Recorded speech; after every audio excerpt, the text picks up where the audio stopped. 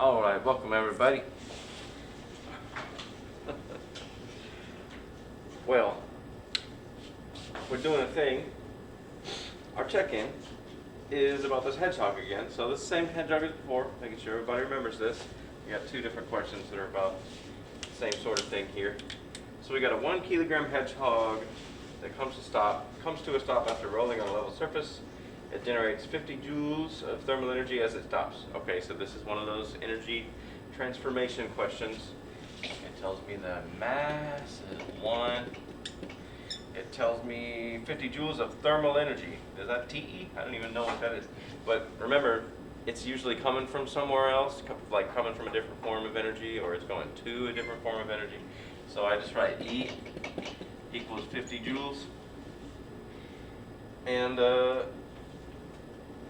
we'll figure out what kind of energy that's going to go with later. It asks, what was the hedgehog's velocity before they stopped? Velocity blank. Well, this is an energy problem. The only energy formula that has velocity in it is the KEs up there. So I'm going to write my KEs. We're going to solve for V over there.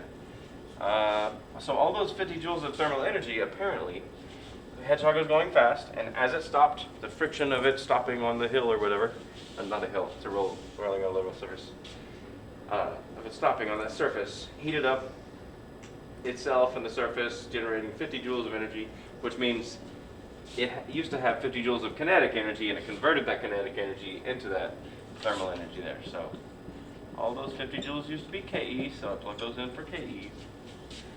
Mass is 1. Welcome back. And V is what we're looking for, V squared. So 1/2 times 1 is just 1. So I guess I can simplify that. 1/2 times V squared. I don't want to do that. Where's my sock? We wanted to say equals V squared and then equals V, and then we'll be done. It says V squared times 1/2, so I'll divide by 1/2. 50 divided by 1/2 is the same as 50 times 2 over 1. So it's 100, and that's V squared. This is going to be easy here, because square root of V squared is V. Square root of 100 is 10. And that's a velocity, so it's in meters per second. There you go.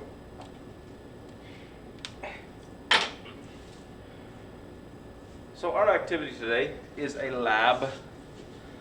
Okay, there we go. And I asked you to make a tube, to have a tube with a string tied to 2 objects of known mass over here, or attached. Doesn't have to be tied. It can be taped or glued. Let's see. I got my tube, and the string goes through it. Where are you? There, right there. So. It asks you to spin your object. So it says, what happens when you spin your object faster? You gotta test that out. And what happens if you spin it slower? Well, it may be difficult for you to spin it slower. Maybe if I start it with it shorter and then try to spin it slower. Slower. Huh.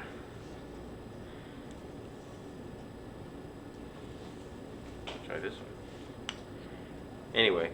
You'll have to try it out. It may be difficult to make your objects. I know it was difficult for me to make my objects. I had to make them. Oh my goodness. It also asks you to spin it so that it's neither lifting this object down here nor letting it down. Which I guess I can let it down very slowly. I couldn't. Yeah, I can let it down very slowly there. There we go. Spin it faster, and then I spin it slower. So yeah, it asks you to, asks you to spin it so it's neither lifting up the bottom object nor letting it down. So if I pick a speed to spin it at, see if it stays right there. Yeah, I think that's about it. So you want to stop it, and then when it asks you to measure, it asks you to measure this length here of how much is coming out the top.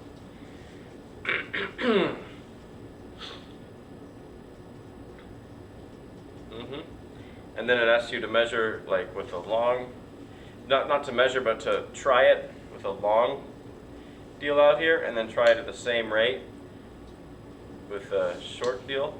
And well, that's difficult, I guess, if I spin it faster, the long one, and then I spin it just that same speed with the short one, see what happens.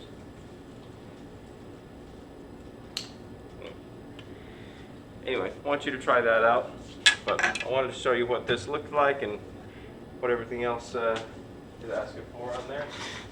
Please try that out.